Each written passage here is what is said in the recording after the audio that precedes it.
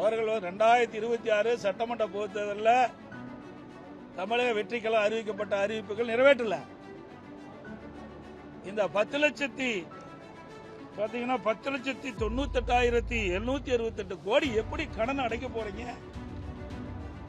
அதோட வருவாய் பற்றாக்குறை 55,785 இருக்குது.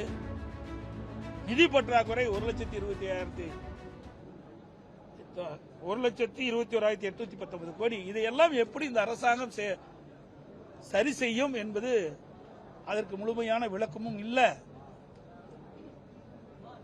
இன்றைக்கு இந்த அரசாங்கத்தை பொறுத்த வரைக்கும் கடன் வாங்கித்தான் திட்டத்தை செயல்படுத்த முடியும் நிலையில இருக்கின்றது என்பதுதான் யதார்த்தமான உண்மை.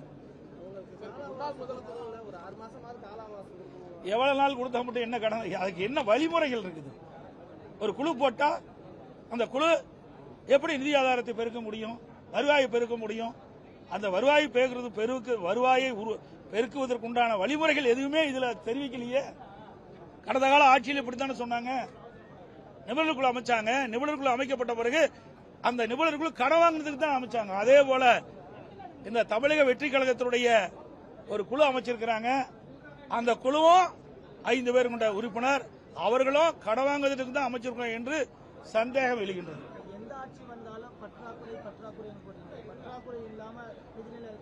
இருக்க வேணும், பற்றாக்குறை இருக்க வேணும். அளவுக்கு மீறி போனா என்ன செய்ய முடியும்? அளவுக்கு மீறினால் அமிர்தம் விஷமாகும் சொல்றாங்கல்ல, அதுபோல அளவுக்கு மீறி கடன் பெற்றால் மாநில அரசுடைய நிலைமை என்ன ஆகும்? நாளுக்கு நாள் கடனுடைய அதிகரிச்சுட்டே போகுது. ஆக இன்னைக்கு ஒரு புதிய திட்டத்தை அறிவிக்கிறேன்னா அதுக்கு தகுந்த வருவாயை பெருக்கி அதுக்கு தேவையான திட்டத்தை நீங்க கொடுக்கணும். இதே அனைத்து இந்திய அண்ணா திராவிட முன்னேற்ற கழக அரசாங்கம் இருந்தது. ஒரு வருஷம் 1 ரூபாய் வருவாங்க கிடையாது. கொரோனா காலம் 1 ரூபாய் அரசுக்கு வரி வருமானம் இல்ல. அந்த காலகட்டத்துக்குள்ள சிறப்பான ஆட்சி கொடுத்தோம். எந்த திட்டத்தையும் நாங்க முடக்கல. எல்லா திட்டமும் சிறப்பாக செயல்பட்டது. விலைவாசி கட்டுப்பாட்டுக்குள்ள வச்சிருந்தோம். கடன் அதிகமாக பெறல. ஆக அது ஒரு நிர்வாக திறமைமிக்க அரசாக அனைத்து இந்திய அண்ணா திராவிட முன்னேற்ற கழகம் செயல்பட்டது. அப்படி கடந்த கால அரசும் இல்ல, இப்போது இருக்கின்ற அரசும் இல்லை என்பதுதான் யதார்த்தமான உண்மை.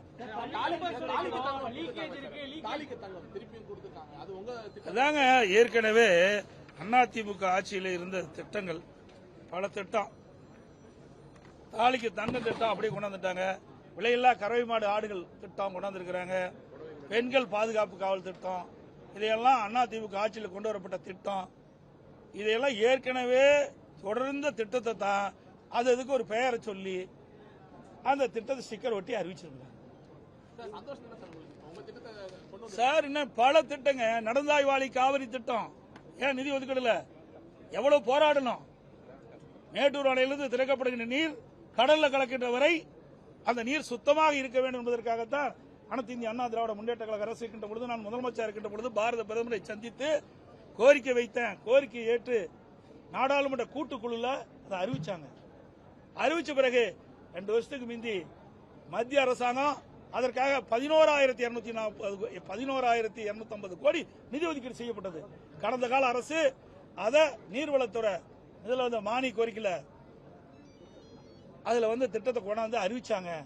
மாநில அரசு 40%, மத்திய அரசு 60%. அதை காண்பிக்கவே இல்லை. எவ்வளவு அருமையான திட்டம். மாசுபட்ட நீர் நதியில கலக்கக்கூடாது.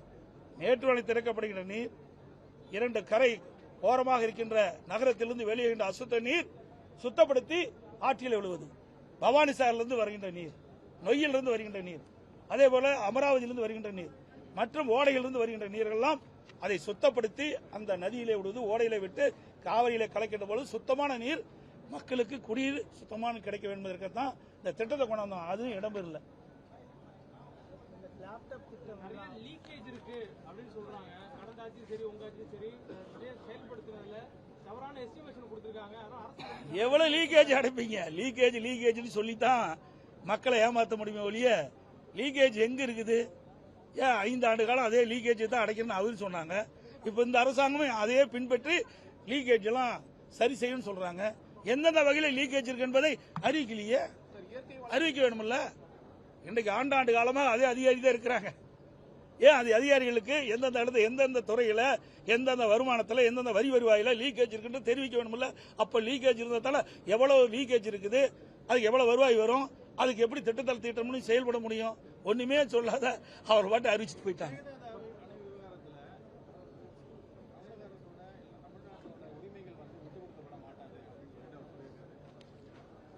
விட்டு கொடுக்க மாட்டாது என்று சொல்றாரு. வாயில சொல்லி என்ன பண்றது? அனைத்து இந்திய அண்ணா திராவிட முன்னேற்ற கழக அரசு இருக்கின்ற பொழுது இதற்காக எவ்வளவு நடவடிக்கை எடுத்தோம் நல்லா நினைச்சு பாருங்க. அம்மா இன்றைக்கு காவிரி நதிநீரை பிரிச்சதற்கு 4 நாட்கள் உண்ணாவிரதம் இருந்தாங்க. இன்றைக்கு உச்சநீதிமன்றம் அளித்த தீர்ப்பை நடைமுறைப்படுத்த வேண்டும் என்று சொல்லி அனைத்து இந்திய அண்ணா திராவிட முன்னேற்ற கழக அரசு இருக்கின்ற பொழுது, அம்மா அரசு இருக்கின்ற பொழுது இன்றைக்கு உச்சநீதிமன்ற தீர்ப்பை நடைமுறைப்படுத்த காலதாமம் செஞ்சது மத்திய அரசு. அப்ப நாங்க மத்திய அரசு பாரதிய ஜனதா அரசோட கூட்டணி இருந்தோம். அந்த காலகட்டத்தில் கூட கூட்டணியெல்லாம் பார்க்கல. மக்களுடைய நலன் சார்ந்த பிரச்சனை, தமிழ்நாட்டுடைய நலன் சார்ந்த பிரச்சனை என்ற காரணத்திற்காக 22 நாட்கள் உச்சநீதிமன்ற தீர்ப்பை நடைமுறைப்படுத்த வேண்டும் என்று நாடாளுமன்றத்தையே முடக்கணுங்க. அப்படி வரலாற்றை நாங்க படிச்சோம். அப்படி கஷ்டப்பட்டு வாங்கின தீர்ப்பை கூட இவர்களால இன்றைக்கு காப்பாற்ற முடியுமா என்ற ஒரு கேள்விக்குறி எழுந்திருக்கு. கடந்த ஆட்சியில அதிமுக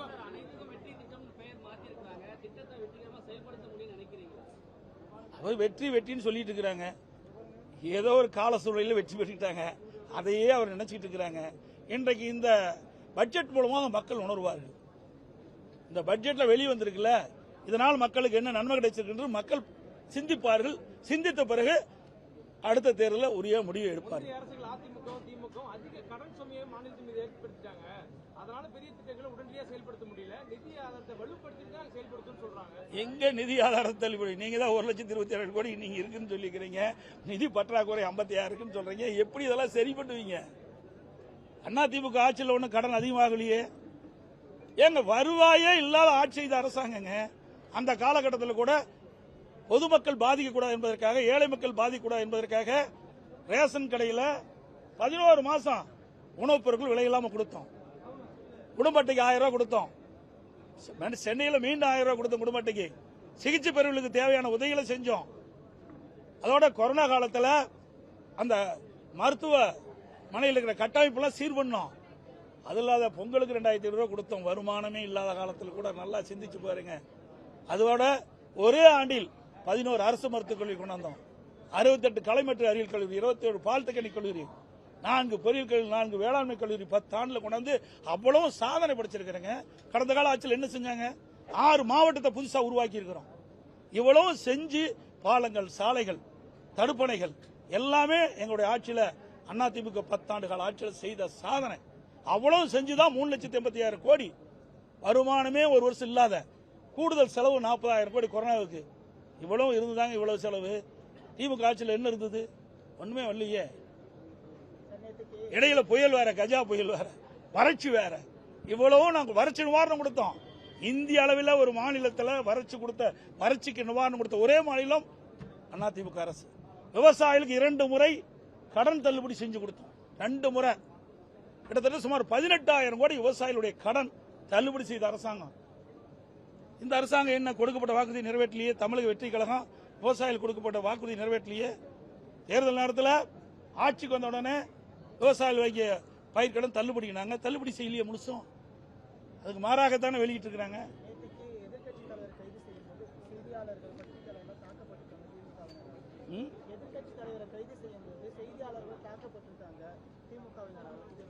செய்தியாளர்களை தாக்கப்பட்டது வன்மையாக கண்டிக்கத்தக்கது. அதில் எந்த மாற்று கருத்தும் கிடையாது.